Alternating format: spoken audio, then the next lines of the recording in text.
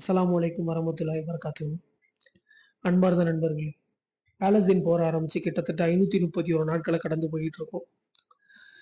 இதுல நம்ம பாலஸ்தீன் டுடே அப்படின்ற ஒரு சேனல் ஒன்று வச்சிருந்தோம். அந்த சேனல் என்ன பண்ணிட்டாங்க யூடியூப்னா, கம்யூனிட்டி கைட்லைன் ஸ்ட்ரைக் அடிச்சு அந்த சேனலே ஃபுல்லா பிளாக் பண்ணிட்டாங்க.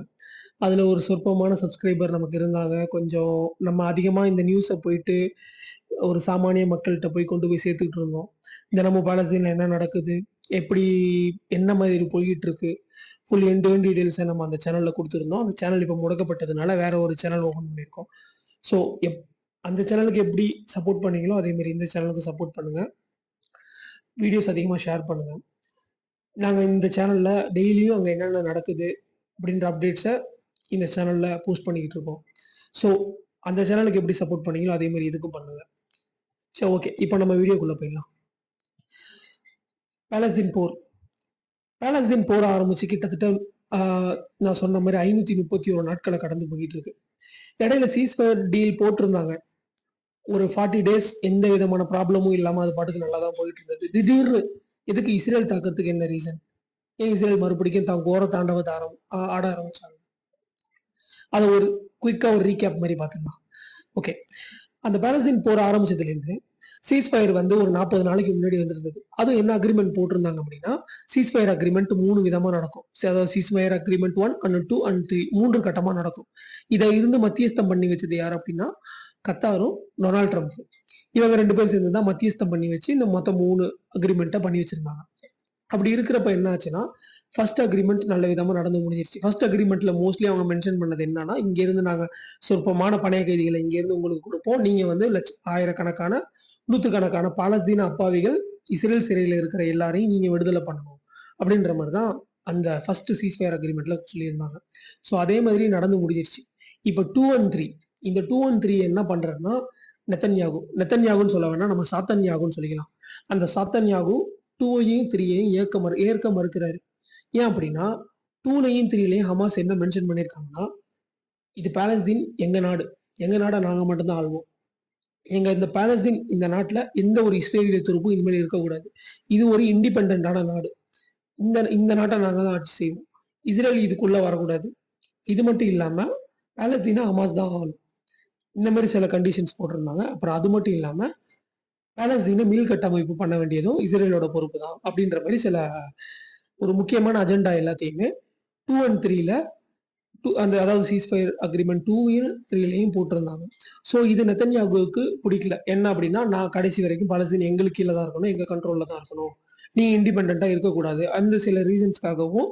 அப்புறம் அது மட்டும் இல்லாம இது பாலஸ்தீன் சுதந்திர நாடு ஆயிடுச்சு, வார நிப்பாட்டிட்டோம் அப்படின்னா கண்டிப்பா இஸ்ரேலிய பிரதமர் பெஞ்சமின் நெத்தன்யாகு அவர் மேல இருக்கிற எல்லா ஊழல் குற்றச்சாட்டுகளும் 1 by 1 பூகம்பமா வெளியே வர ஆரம்பிச்சிடும். ஸோ அதனால மறுபடியும் அவர் சிறைக்கு போறதுக்கு தான் வாய்ப்பு அதிகமா இருக்கு. ஸோ அந்த ஒரு ரீசனுக்காக தான் இந்த வார நிப்பாட்டக்கூடாது, நம்ம தொடர்ந்து நடத்தணும் அப்படின்னு அந்த சாத்தான்யாகு நினைச்சுக்கிட்டு பண்ணிட்டு இருக்காரு.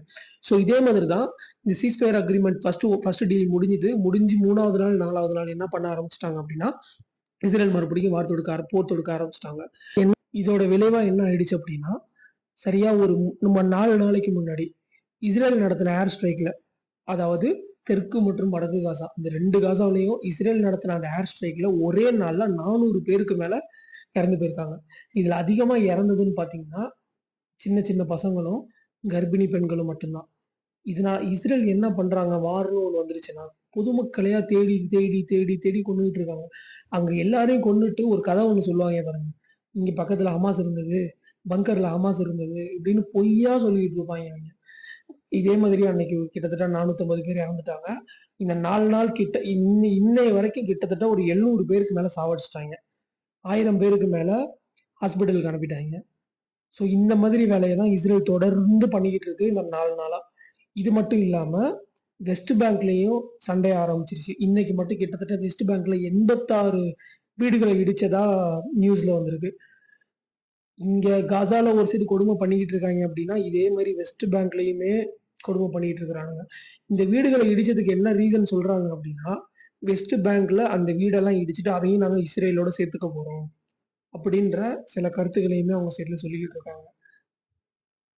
அதாவது பாவம்னு சொல்லி பாலஸ்தீன் மக்கள் அடைக்கலம் கொடுத்தாங்க இந்த இஸ்ரேலியர்களை.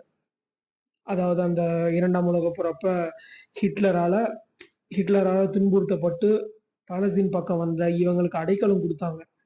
அடைக்கலம் கொடுத்தவங்களையே எந்த அளவு வச்சு செஞ்சுக்கிட்டு இருக்காங்க பாருங்க இந்த நாய்ங்க. ஸோ இந்த மாதிரி தான் வெஸ்ட் பேங்க்லயும் நடந்துகிட்டு இருக்கு. அது மட்டும் இல்லாம அந்த வடக்கு மற்றும் தெற்கு காசால இன்னும் பயங்கரமான தாக்குதல் பண்ணிக்கிட்டு இருக்கிறாங்க. டே பை டே எல்லாரையும் சாவடிச்சுட்டு தான் இருக்கிறானுங்க. இது மட்டும் இல்லாம கிரவுண்ட் இன்வேஷன், அதான் அந்த தரைவழி தாக்குதலையுமே கிட்டத்தட்ட ஆரம்பிச்சிட்டாங்க. ஸோ இதெல்லாம் இப்படி பண்ணிக்கிட்டு இருக்கிறப்ப தான் நம்ம ஹமாஸ் என்ன பண்றாங்க அப்படின்றப்ப ஒரு 2 நாள் பொறுத்தாங்க, 3 நாள் பொறுத்தாங்க. சரி சீஸ்ஃபயர் அக்ரிமெண்ட் இவங்க தான் மீறுறாங்க, நம்ம எதுவும் மீறக்கூடாதுன்றதுக்காக ஒரு 2-3 நாள் பொறுத்தாங்க. ஸோ அதுக்கப்புறம் அவங்க எவ்வளவுதான் பொறுப்பாங்க அதோட சொல்லிட்டு இன்னைக்கு அவங்களுமே களத்துக்கு வந்துட்டாங்க. ஹமாஸ் போராளியும் இன்னைக்கு களத்துக்கு வந்துட்டாங்க. இன்னைக்கு களத்துக்கு வந்த உடனேயே இஸ்ரேலை நோக்கி பாலிஸ்டிக் மிசைல் ஏவி இருக்கிறாங்க. அது நேரா எங்க போயிருக்கு அப்படின்னா டெல்லவியூல அவங்களோட ஏர்போர்ட்டா இருக்கிற பென்குரியன் விமான நிலையம், அந்த இடத்தை நோக்கி சரமாரியான ஏவுகணை தாக்குதலை இன்னைக்கு ஹமாஸ் ஆரம்பிச்சிட்டாங்க. அது மட்டும் இல்லாம ஆங்காங்கே துப்பாக்கி சூடுகள்லாம் நடத்த ஆரம்பிச்சிட்டாங்க. இஸ்ரேலுக்கு எதிராக மறுபடியும் போராட ஆரம்பிச்சிட்டாங்க. இது ஒரு குட் நியூஸா இருக்குது இப்ப பாலஸ்தீனை பொறுத்த வரைக்கும். இது மட்டும் இல்லாம ஹூதிகளும் என்ன பண்ணிருக்காங்க அப்படின்னா இன்னைக்கு சேம் அதே மாதிரி இஸ்ரேல்ல இருக்கிற பென்குரியன் விமான நிலையத்தை அவங்களும் தாறுமாற அடிக்க ஆரம்பிச்சிட்டாங்க. என்ன ஏதுன்னு தெரியல. இவங்க 2 பேரும் பேசி வச்சுக்கிட்டு 2 பேரும் ஒரே மாதிரி தாக்குதல் நடத்துறாங்களான்னு தான் தெரியல. அதே எப்போதும் அந்த ஹமாஸும் ஹூதிகளும் சேர்ந்து இன்னைக்கு கரெக்டா பென்குரியன் நிலையத்தை கிட்டத்தட்ட ஒரு 7-8 விமான நிலையங்கள் அடிச்சு நொறுக்குனதா நியூஸ் வருது. ஸோ அது எந்த அளவு உண்மைன்றது தெரியல. போக போக நாளைக்கு நாளான்னைக்கு மேபி நியூஸ் வரும். அது வந்துச்சு நான் கண்டிப்பா உங்களோட நான் ஷேர் பண்றேன். ஸோ இதுல இருந்து என்ன தெரியுது அப்படின்னா ஹூதிகளும் களத்துக்குள்ள வந்துட்டாங்க. என்ன ஆச்சு அப்படின்னா ஒரு 3 நாளைக்கு முன்னாடி ஹூதிகள் மேல அமெரிக்கா கடுமையான தாக்குதல் பண்ண ஆரம்பிச்சிட்டாங்க. ஹூதிகள் இல்ல சனான்ற தலைநகரத்துல, அப்புறம் ஹூதிகள் இருக்கிற அந்த ஆர்மி பேசஸ், அப்புறம் வந்து விமான தலைநகரத்துல எல்லாத்துலயுமே அமெரிக்கா என்ன பண்ணிட்டாங்க அப்படின்னா கொடூரமான தாக்குதலை பண்ண ஆரம்பிச்சிட்டாங்க. அங்க பயங்கரமான உயிர் சேதம், அப்புறம் பொருளாதார சேதம் எல்லாமே இந்த இடத்துல நடந்திருக்கு. இருந்தாலும் விடுவாங்களா ஹூதிகள்? அவங்க யாருக்குமே பயப்படாத ஒருத்தவங்க.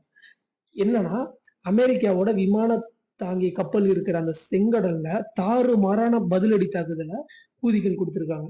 இதுல யோசிக்க வேண்டிய விஷயம் ஒண்ணு இருக்கு. என்ன அப்படின்னா இந்த இடத்துல சவுதி இருந்தா திருப்பி அடிக்குமானா அடிக்காது. ஏன்னா அவங்க கிட்ட அணு ஆயுதம் இருக்கு, அப்படி இருக்கு. கத்தார் அடிக்குமா அப்படின்னா கத்தார் யோசிப்பாங்க. மற்ற அரபு நாடுகள் எல்லாமே யோசிப்பாங்க அமெரிக்காவை எதிர்க்கிறதுக்கு. ஏன்னா அவன் கொஞ்சம் கொடூரமானவன், அவன் கொஞ்சம் நிறைய அந்த அணு ஆயுதம்லாம் வச்சிருக்கிறான். ஸோ இவங்கிட்ட வேலைக்கு வச்சுக்கிட்டோம்னா நம்மளை அடிச்சு காலி பண்ணிடுவான் இப்படின்ற சில தாட்டு எல்லாமே இருக்கும். ஆனா ஹூதிகளுக்கு அப்படி கிடையவே கிடையாது. அவங்களுக்கு இந்த இளம் கன்று பயம் அறியாதுன்ற பழமொழிக்கு ஏற்ற மாதிரி அவங்களுக்கு இந்த பயங்கிறதே கிடையாது. பார்த்தா போட்டு அமெரிக்காவோட ட்ரோன் அடிச்சு நொறுக்குறாங்க. இப்ப ரீசெண்டா பார்த்தோம்னா அவங்களோட விமான தாங்கி கப்பல் இருந்துச்சு, அதையுமே போட்டு அடிச்சு நொறுக்குறாங்க. ஸோ இந்த மாதிரி பதிலடி தாக்குதல் அவங்க இந்த சைடும் கொடுத்துட்டு இருக்காங்க, இஸ்ரேலை நோக்கி டெல்லவியூ சைடுமே கொடுத்துட்டு இருக்காங்க. ஸோ எய்யா சாரி தெளிவா சொல்லிட்டாரு. அதாவது ஹூதிகளோட தலைவர் பேச்சாளர் அவர் தெளிவா சொல்லிட்டாரு. என்ன அப்படின்னா பாலஸ்தீன் சுதந்திர நாடு அறிவிக்கணும். அதை அறிவிச்சிட்டீங்க அப்படின்னா நாங்க எப்போதும் பார்ப்போம். இதுக்கு இடையில அமெரிக்காவோ இஸ்ரேலோ எங்களை பதிலடி தாக்கணும்னா நாங்களும் உங்களை கண்டிப்பா தாக்குவோம். பாலஸ்தீன் சுதந்திர நாடா அறிவிக்கிற வரைக்கும் உங்களை நாங்க திருப்பி தாக்கிக்கிட்டே தான் இருப்போம். இஸ்ரேலை அழிச்சுக்கிட்டே தான் இருப்போம் இப்படின்ற மாதிரி சில இதெல்லாம் ஐயா சரி சொல்லியிருக்காரு. ஸோ இதுல இருந்து என்ன தெரியுது அப்படின்னா அவங்க பயப்படுற மாதிரி எல்லாம் இல்லை. அடிச்சா உன்னை திருப்பி அடிப்பேன், அவ்வளவுதான். இஸ்ரேலா உன்னை போட்டு பொழப்பேன், அந்த மைண்ட் செட்ல தான் இப்போதுமே இருக்கிறாங்க. இன்னும் ஹிஸ்புல்லா மட்டும் களத்துக்கு வராம இருக்கிறாங்க. ஹிஸ்புல்லா களத்துக்கு வர ஆரம்பிச்சிட்டாங்க அப்படின்னா பழைய மாதிரி வார் எப்போதும் போல பாலஸ்தீனுக்கு ஒரு நல்ல சப்போர்ட்டா இருக்கும்.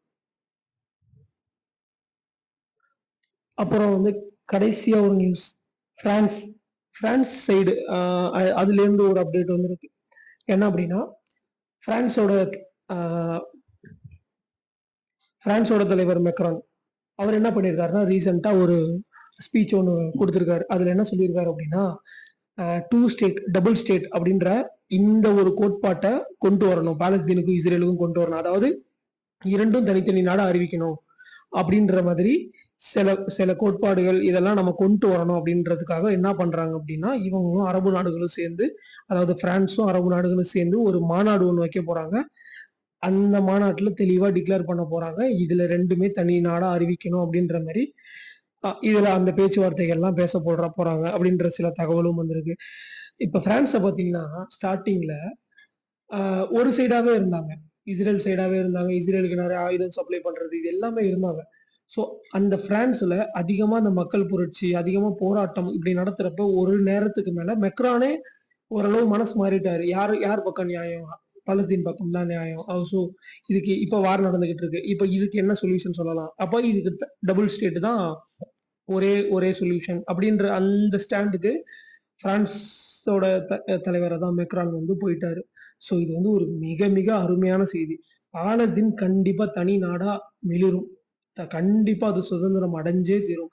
அந்த சகோதரர்கள் எப்போதுமே சரி தோக்க மாட்டாங்க. பாலஸ்தீன சகோதரர்கள் ஹமாஸ் அவங்க எப்போதுமே தோக்க மாட்டாங்க. கண்டிப்பா ஒரு நாள் இல்ல ஒரு நாள் பாலஸ்தீனம் சுதந்திர நாடா ஆகதான் போகுது.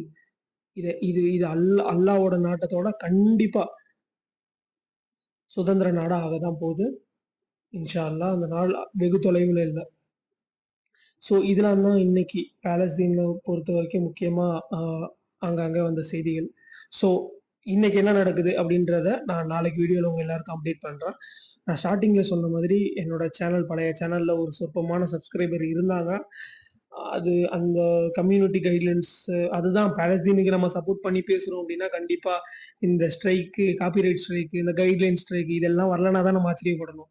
ஸோ அந்த மக்களுக்காக நின்னு பேசுறோன்றப்ப இந்த மாரி சில இடையூறுகள் வந்தது. ஸோ அதனால நியூஸ் சேனல் ஆரம்பிச்சிருக்கோம். நீங்க எப்போதும் போல எனக்கு சப்போர்ட் பண்ணுங்க. இந்த வீடியோ அதிகமா ஷேர் பண்ணுங்க. ஷேர் பண்றதுனால என்ன ஆகும் அப்படின்னா, இந்த மக்களுக்கு துவா துவா பரக்கத் போய் சேரும். கண்டிப்பா எல்லா மக்களுக்கும் அனுப்பி இந்த வீடியோவ ஷேர் பண்ணி, இந்த துவா பரக்கத்த எல்லா பாலஸ்தீன் மக்களுக்கும் வாங்கி குடுங்க. இன்னொரு வீடியோல நாளைக்கு சந்திக்கிறேன். டாடா, பை பை.